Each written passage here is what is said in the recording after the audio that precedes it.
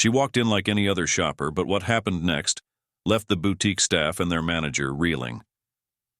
When the truth about her identity was revealed, the fallout wasn't just shocking, it was unforgettable. The boutique on Rodeo Drive in Beverly Hills wasn't just a store, it was a symbol of exclusivity. Gleaming glass doors framed by pristine white marble opened into a haven of luxury. Rows of designer handbags, sparkling jewelry under spotlit displays, and racks of clothing priced higher than most monthly rents. Before we continue, I have a small request for you. If you are interested in this story, please take a second to like this video and subscribe to the channel. Over 98% of you watch videos without subscribing. It doesn't cost you anything, but it makes a big difference for us. Thank you very much. Now let's go back to the video. It wasn't a place for window shoppers, at least that's how Helena, the boutique manager, saw it. Helena had built her reputation on a simple principle: protect the brand. She ran a tight ship, no idle chatter among employees, no smudged glass counters, and absolutely no tolerance for people who didn't look like they belonged. Tall, with an immaculate bob haircut and a tailored pantsuit, she was the gatekeeper of this world. Exclusivity isn't just about price, she often reminded her team. It's about image. That particular Tuesday was no different. The store hummed quietly with the soft sounds of classical music, and Helena was stationed by the entrance, her sharp eyes scanning for anything out of place. Then the doors opened. A woman walked in, tall, poised, wearing oversized sunglasses and a simple cream coat.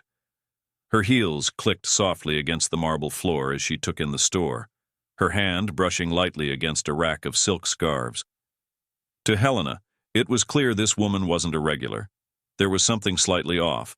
Maybe it was the understated outfit, or perhaps the way she lingered a bit too long at the jewelry case. Helena's instincts kicked in. Approaching briskly, she spoke with a smile that didn't quite reach her eyes. "Ma'am, we have a private shopping appointment scheduled shortly. I'm afraid I'll need to ask you to leave." The woman lowered her sunglasses, revealing piercing blue eyes that momentarily caught Helena off guard.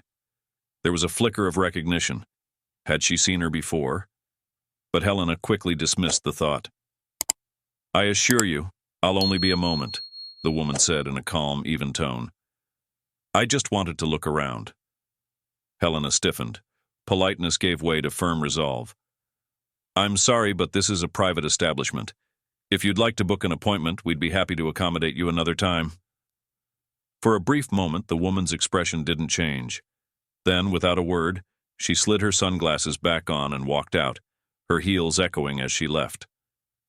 Helena watched her go, a faint sense of satisfaction settling in. To her, she had done her job, protected the brand. But something about the encounter unsettled her. There was a quiet intensity in the woman's demeanor, as though she knew something Helena didn't. And Helena had no idea just how much her actions would come back to haunt her. At first, Helena didn't think much about the incident. In her line of work, people came and went. Some tried to bluff their way into this world of high-end luxury, hoping to appear wealthier or more important than they were.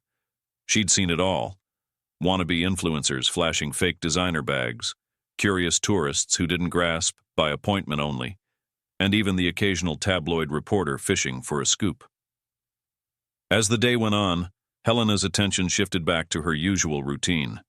She meticulously oversaw a new shipment of couture dresses, ensuring every hemline was pressed to perfection before they were displayed. She checked the lighting on the main jewelry case, making sure each diamond sparkled just right. To her, the boutique was a stage, and she was the director. No detail was too small to escape her notice. But later that evening, as she locked up the store and headed home, the memory of the mysterious woman lingered in the back of her mind. There was something about her, poised and unshaken, as if she were accustomed to being treated with deference. Helena had dismissed her with the confidence of someone who assumed she held all the power, but now she wondered, who was that woman really? The following morning, Helena's routine began as usual. She arrived early, walking through the store to ensure everything was in its rightful place. By mid-morning, whispers began to ripple through the staff. One of the sales associates, a young woman named Sophia, approached Helena hesitantly. Did you hear about the woman from yesterday? Sophia asked, her voice low but tinged with excitement. Helena raised an eyebrow. What about her? Sophia glanced around before continuing. One of the customers this morning said it was Karoline Leavitt.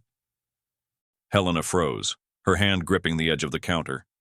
She stared at Sophia, the words sinking in slowly. Karoline Leavitt? She repeated, her tone skeptical.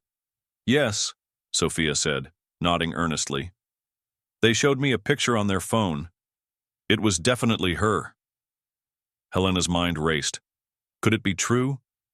Had she, in her rigid adherence to protocol, just dismissed a prominent political figure, Karoline Leavitt, known for her roles in the Trump campaign and as a White House press official?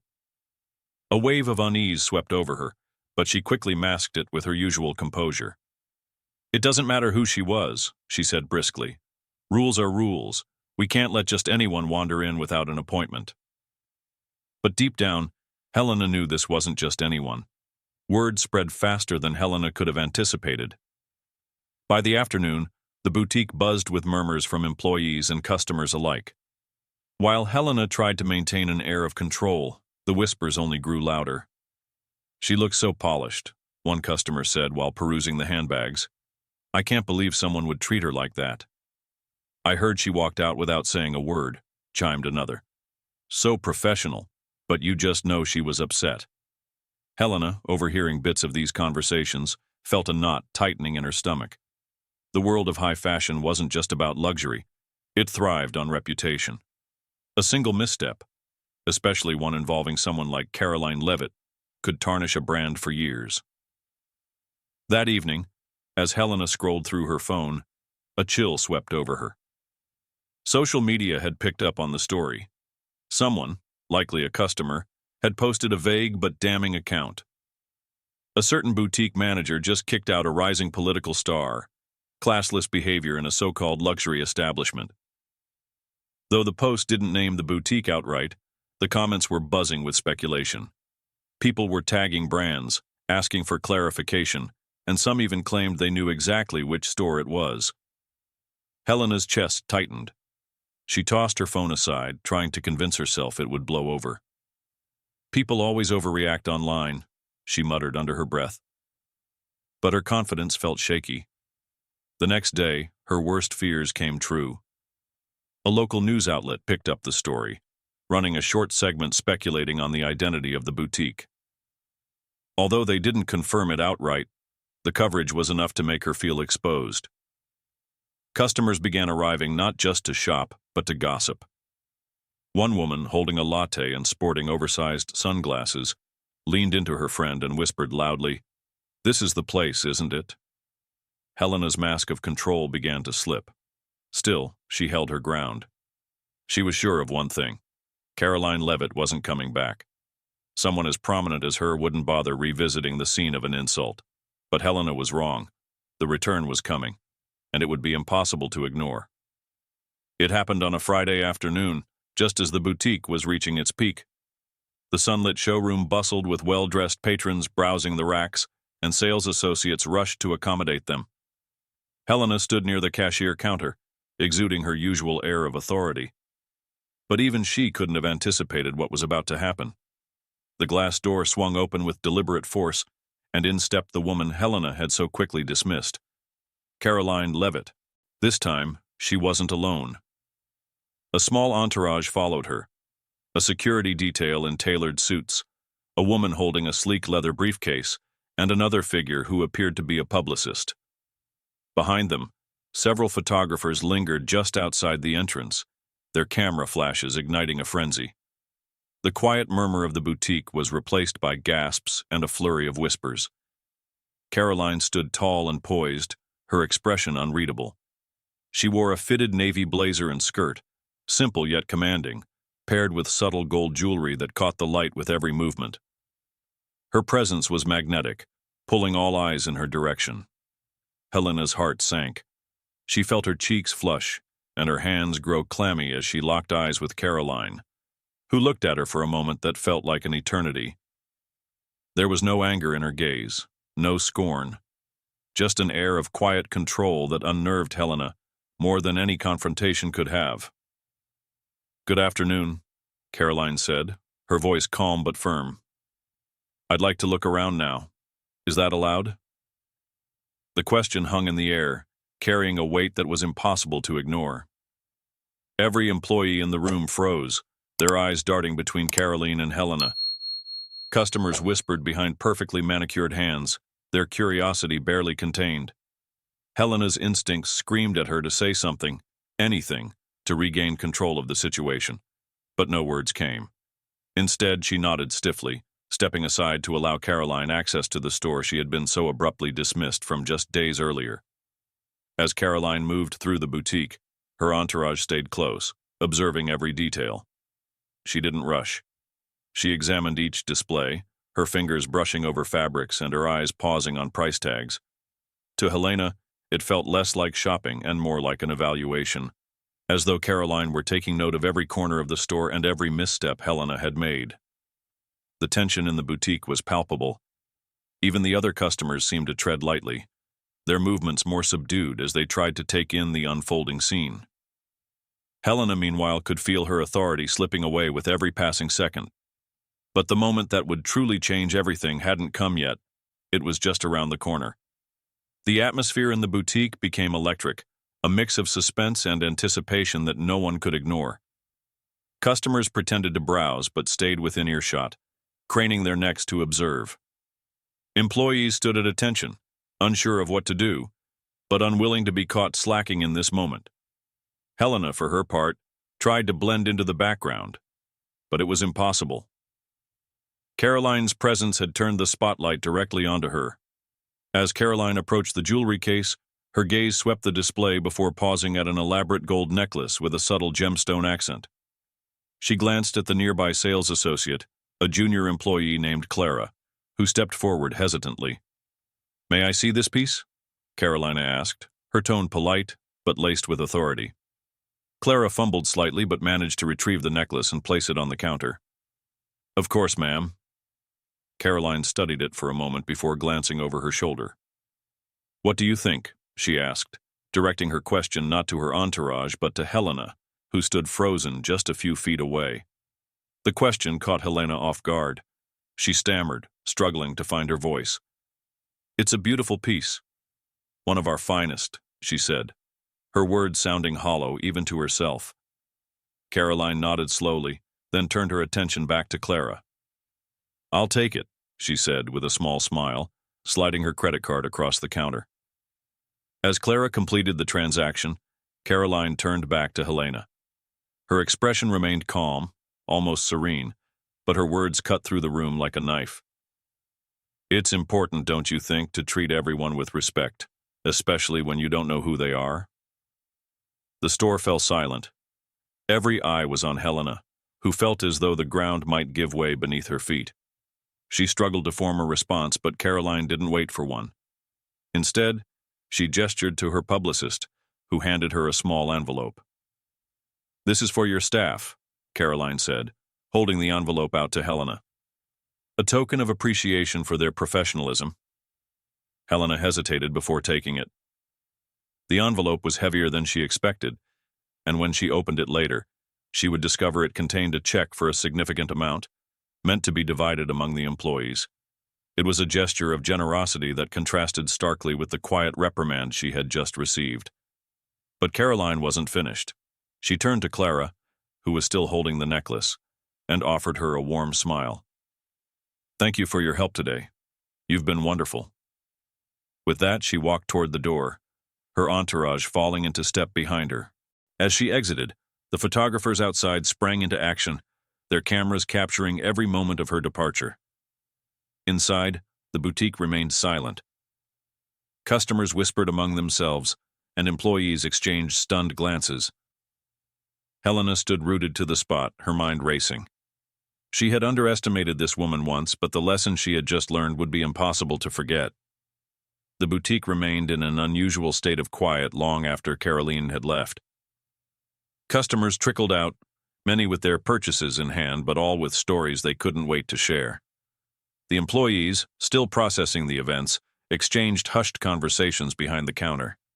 Helena stood near the jewelry case, her face pale and her hands trembling slightly as she stared at the envelope Karoline had handed her. She retreated to her office, closing the door behind her. Her hands shook as she pulled out the check, her eyes widening at the number.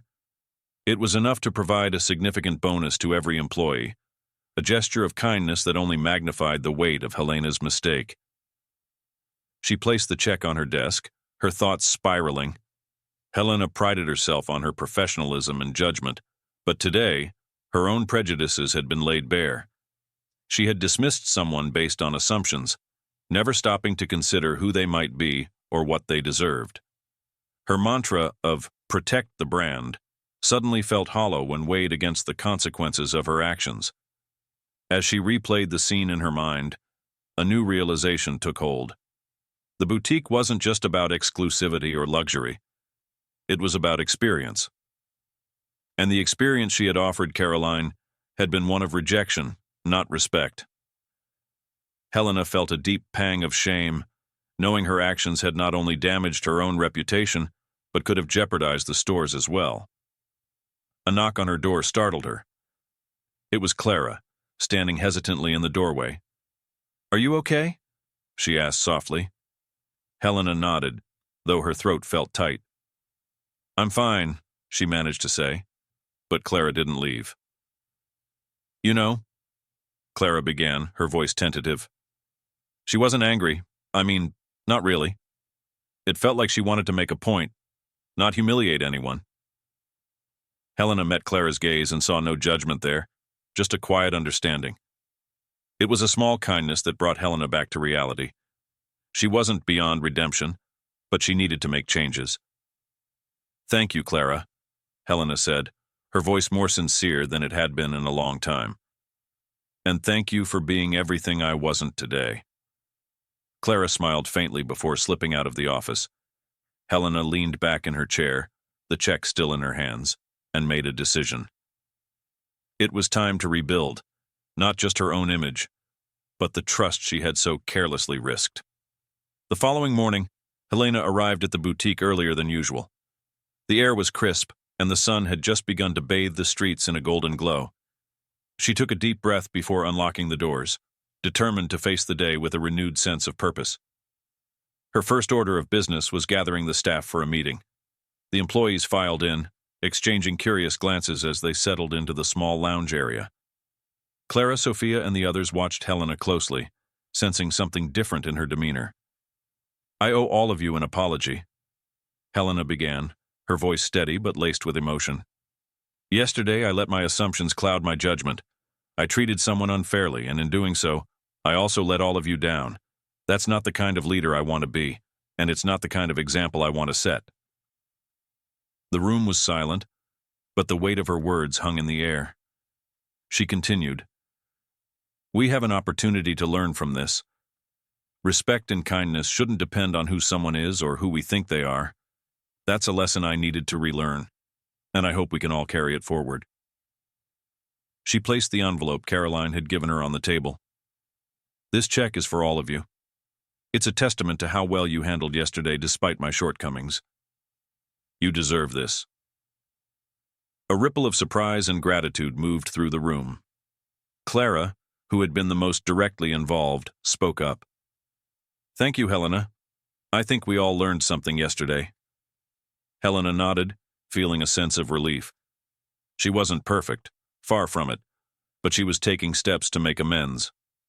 The boutique wasn't just a store, it was a reflection of the people who worked there. From that day forward, Helena vowed to ensure it reflected the values of respect, inclusivity, and grace. As the employees returned to their duties, the boutique began to fill with customers. Helena observed them with a fresh perspective, no longer seeing them as mere visitors, but as individuals with stories, worth, and dignity. Every interaction became an opportunity to demonstrate the lessons she had learned. In the days that followed, news of Karoline's visit faded from the headlines, replaced by news stories. But for Helena and her staff, the impact lingered. The encounter had been a turning point, a reminder of the importance of humility and the power of second chances. In a world often quick to judge, they had learned the value of choosing kindness instead. Life often presents us with moments that test our character. This story serves as a reminder to approach every person with respect and compassion, no matter who they are. Assumptions can lead to mistakes, but owning up to them and learning from them is what truly defines us. If this story resonated with you, consider how you might show kindness in your own life. Thank you for watching till the end video. I hope you enjoyed the story. If you did, don't hesitate to like the video and share it with your friends too. Subscribe to our channel and turn on the notification bell for more fascinating stories.